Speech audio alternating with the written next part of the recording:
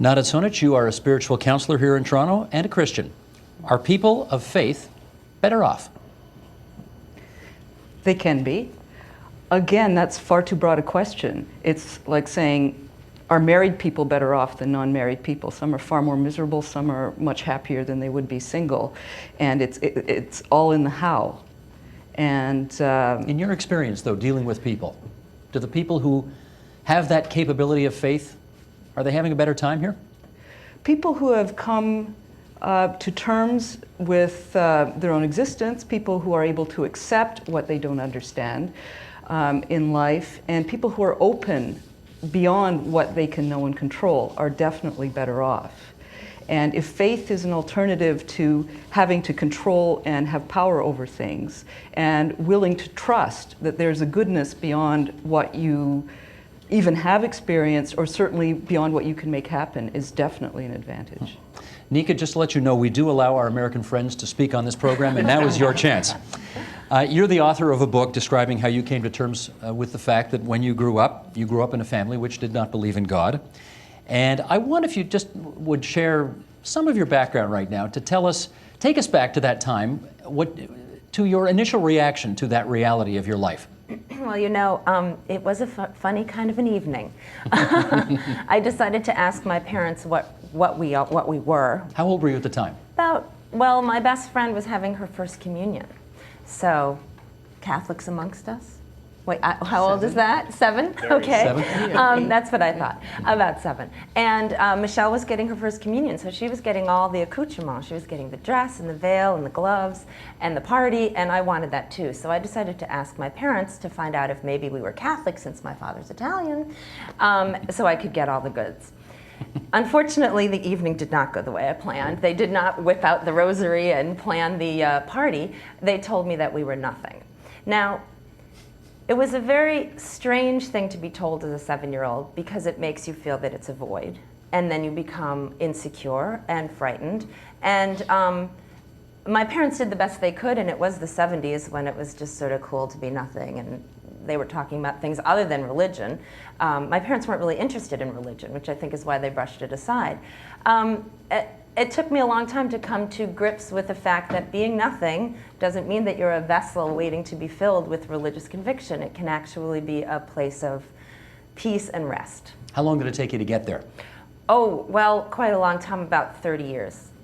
But, I mean, it wasn't a constant struggle. There were many years when I just avoided the subject of religion entirely. I mean, entirely. Like, somebody would say something about God, and I would start talking about the Yankees. And you live in Brooklyn. Shouldn't you be talking about the Dodgers or something like that? I'm a new recruit to Brooklyn, and an old recruit to the Yankees. Gotcha. You have 2 kids. I do. How are you raising them? I raise my children to be aware of the world around them, to question, and to try to have tolerance. I do not raise my children to be atheists. They can be whatever they want to be, and I try to answer all their questions fairly and openly. If I don't know the answers, there's a telephone, and I call somebody who might be better to answer, for instance, questions about religions that I don't always know the answers to. But there's no official religion in the home, I take it? No. No, we're nothing. But we like it that way. Well, the language of faith comes up in business, and I want to just share with you, for those who haven't read the Newsweek cover story this week, it says how lack of faith pounded the markets. So we do see faith coming up in other arenas. How do you as a philosopher distinguish between religious faith and mere confidence in the future? Well, that's a very important question, and I think it's also important to distinguish belief in general from faith.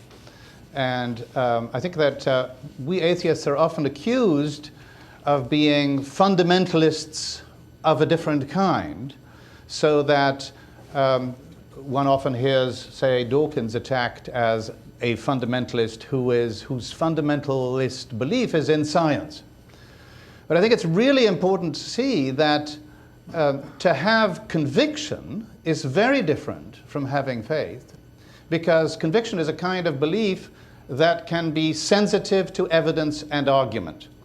And the whole point of faith, indeed the virtue of faith, which is praised by Christians and others, is precisely the strength to continue to believe something in the face of reason and evidence. And so I think that that's a really, really important distinction to make. I should get Michael Higgins to comment on that. I get all the easy questions.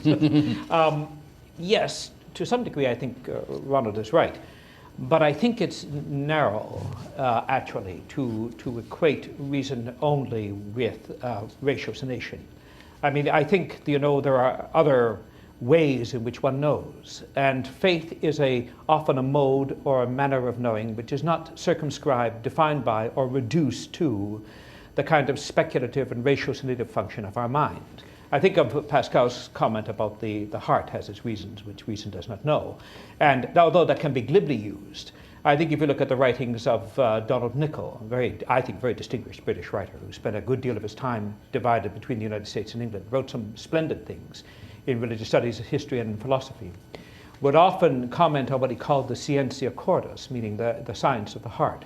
And he didn't mean by this that somehow faith or religious conviction was going to be equivalent to some kind of pious notion or credulity, but that actually it was going to be a fairly sophisticated way of accessing knowledge or being present to the transcendent. So I think it's right to say there are very clear distinctions between faith, conviction, belief. These are not the same terms, but I think it's dangerous to Could I just say that I really agree with, I study emotions, and I think that ultimately everything begins with emotional responses. But I would want to say that that's where the first word is. It's not where the last word is. That's where we enter the field, but then reason is needed to sort out the various and possibly conflicting emotions. Staying with emotion, what I'm hearing very clearly from both you, Ronald, and from Michael, is that religion is undoubtedly comfortable, a comfort and a support. Terrific. If it were that, or an inspiration, if you were to write, the Requiem Mass or paint the Sistine Chapel, terrific. That's not the problem. The problem is, unfortunately, humans take it literally. And they say, my God told me to kill you, so I'm going to kill you. And that is the real problem, is the link between religion and behavior. One of the things that scientists do frequently is set up religion as a straw man. So what they do, and I think really this is what Professor D'Souza is doing, is they hypothesize that religion is about a set of facts, like science is, except that the facts that religion is about aren't true. But religion fundamentally isn't a scientific theory. It has to be dealt with from a perspective that isn't the same perspective that scientific facts are about. Religion is a way that people organize their behavior. Now, in addition to that, there's often the complaint from rationalists that religion causes violence. And I think that's very superficial analysis, and this is the reason. Religion unites the people within the religion who would otherwise be fighting non-stop. Now, there are battles between religions, and that's unfortunate, although there are battles between many things. But to attribute to religion the cause of violence is to completely ignore its utility in uniting large masses of people. Nada. Okay. Well, this caricature of religion is just addiction to fantasy, that you have to hold on to a set of beliefs contrary to evidence, doesn't work from a religious point of view. People who insist on trying to believe things that defy their perceptions and defy reality are neurotic, the way anybody else is neurotic, and they suffer the same kind of closed-mindedness. You have to shut down. You have to shut down to other people because you can't listen to them, because they might argue you out of it. You have to shut down to your own perceptions. It makes you worse. And there is, of course, a kind of dysfunctional religiosity, as there's dysfunctional everything. And that seems to be treated as what religion is about.